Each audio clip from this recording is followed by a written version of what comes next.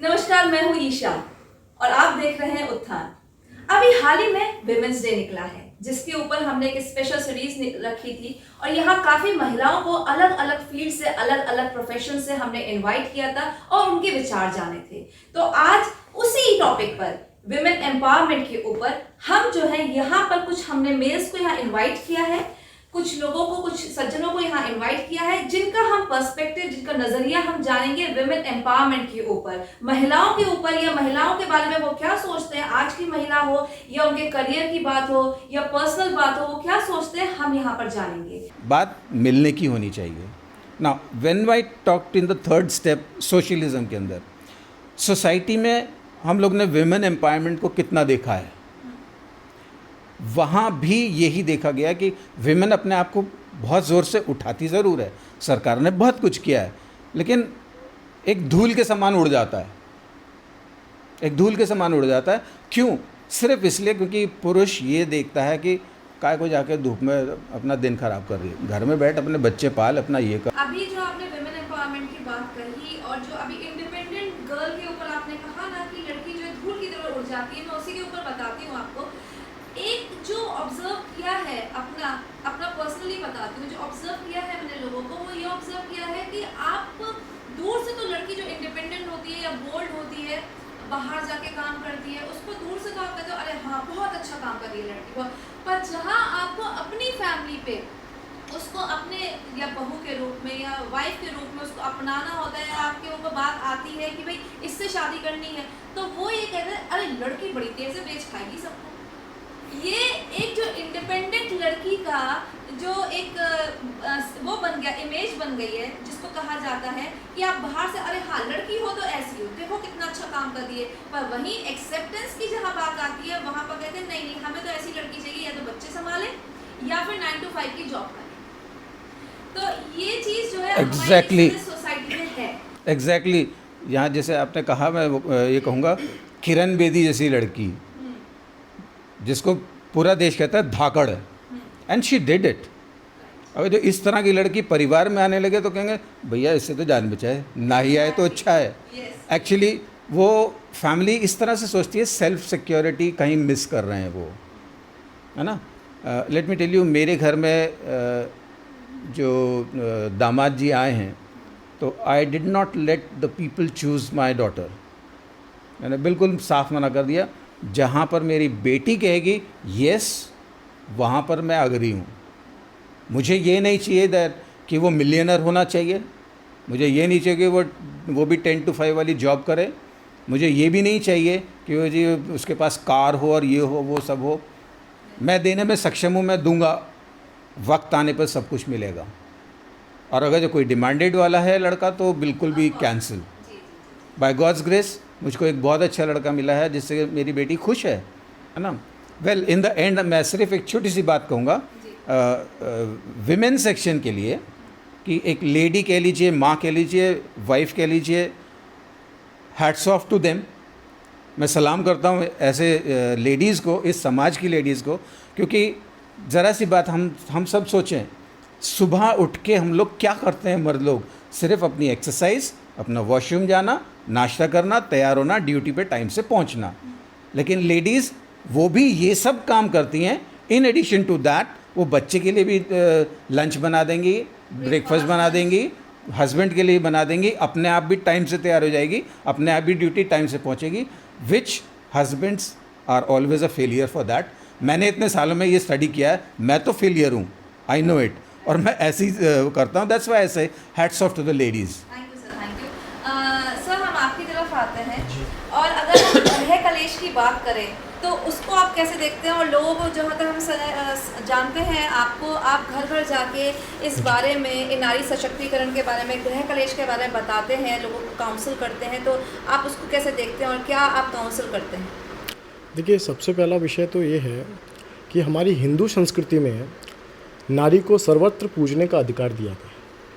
पुरुष प्रधान देश में, एक प्रकार से पुरुष प्रधान देश है हमारा, जहाँ पुरुष को बहुत किसी मुख्य कार्यों में, कभी किसी मुख्य भूमिकाओं में आना पड़ता है, लेकिन नारी को भी हमारी हिंदू संस्कृति में एक देवी की संरचना दी गई।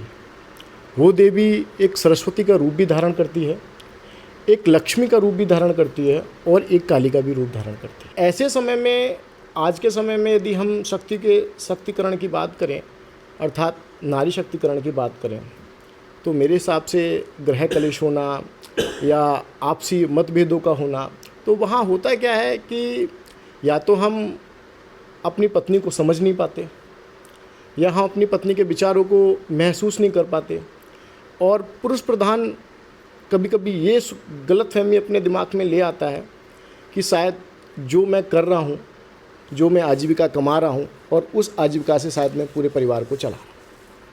यदि मैं नहीं कमाऊँगा तो ये रोटी क्या बनाएगी, कपड़े क्या धोगी, या बच्चों को क्या पालेगी। तो ऐसे विषय पे चिंतन करने के लिए हमें एक पुरुष प्रधान को भी थोड़ी सलाह देनी चाहिए कि अपनी पत्नी के साथ कुछ समय एकांत में परिवार के साथ बिताए, बैठे और उसकी समस्याओं को भी सुने। उसकी समस्याओं के साथ साथ अपने बच्चों की भी समस्या सुने। आजकल आप देख रहे हैं कि अभी ये विषय आया था कि बच्चियां अपने स्वेच्छा से लड़कों को चूज़ कर रही हैं। आजकल उसी प्रकार से डिवोर्स भी आम हो गए। एडवोकेट भी साहब बैठे हुए हैं। होता क्या है कि लड़कियां पसंद कर लेती हैं, माँ बाप स्वतंत्र कर देते हैं कि हाँ मेरी लड़की पढ़ लिख गई है, शायद समाज में वो बढ़ चढ़ कर हिस्सा ले सकती है। शादी होती है, शादी प्रेम के स्वरूप में होती है, प्रेम विवाह होता है, और कुछ क्षणों के बाद नतीजा ये मिलता है कि शायद डिवोर्स के पेपर कोर्ट में पहुंच जाते हैं। तो ये कारण क्या है? ये कारण का ही मूल है कि हम या तो उस नारी को नहीं समझ पाए, या उस नारी के रूप में जो हमने प्रेम करा उसकी चाह को नहीं समझ पाए। और जब हम एक दूसरे को नहीं समझ पाते हैं तो जहाँ अधिकतर इस प्रधान में पुरुष प्रधान की शुरू से परिभाषा रही है कि पुरुष प्रधान नारियों को एक अत्याचार की दृष्टि से देखने लगता है।